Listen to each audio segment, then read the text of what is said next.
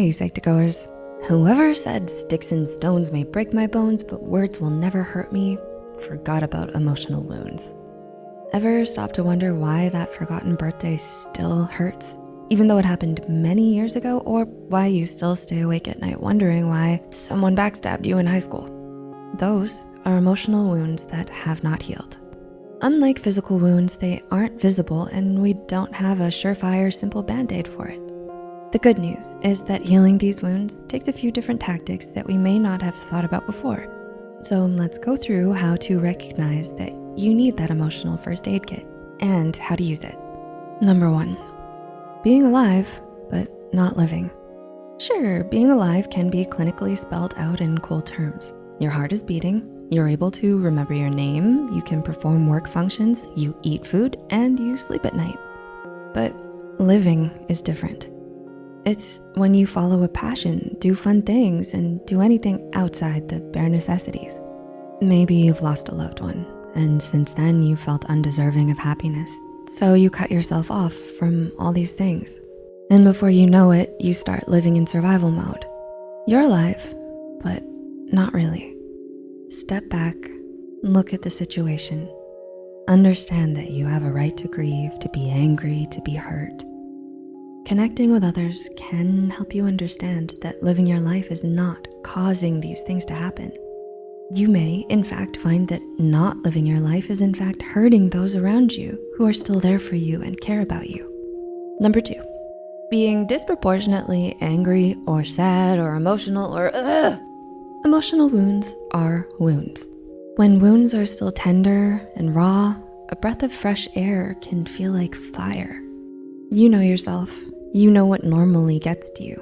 And when you start getting angry at things where 2 seconds later you think, what was that all about? Why did I yell at them? That's a sign of a possible wound that needs attending.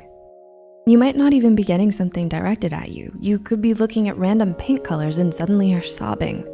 You're not losing your mind.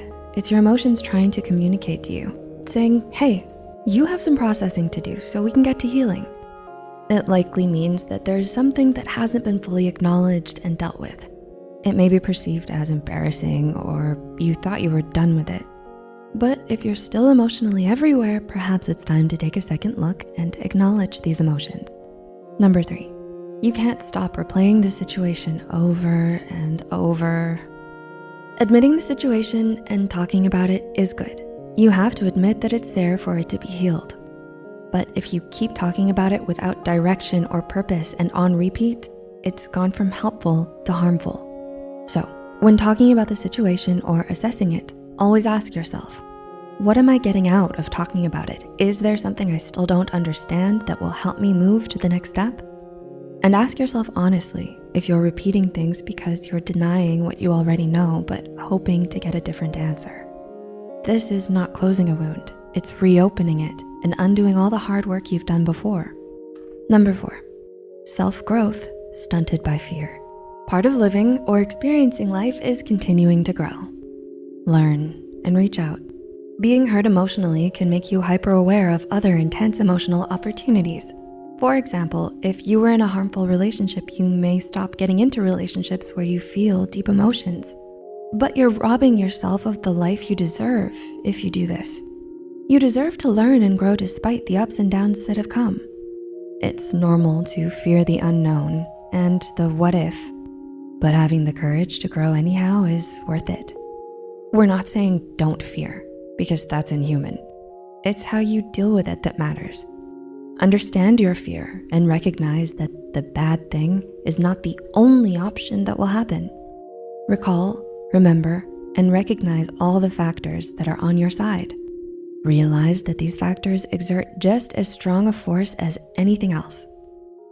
Do what you need to give yourself the best chances possible.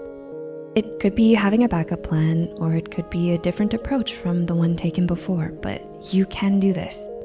And number 5, sleep schedule. What sleep schedule? Have you been losing sleep?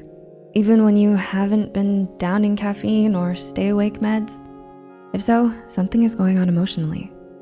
Ironically, getting good sleep is one of the things that will assist with healing that wound. So, tackle this by getting yourself an honest-to-goodness routine. That's right, sleep prep.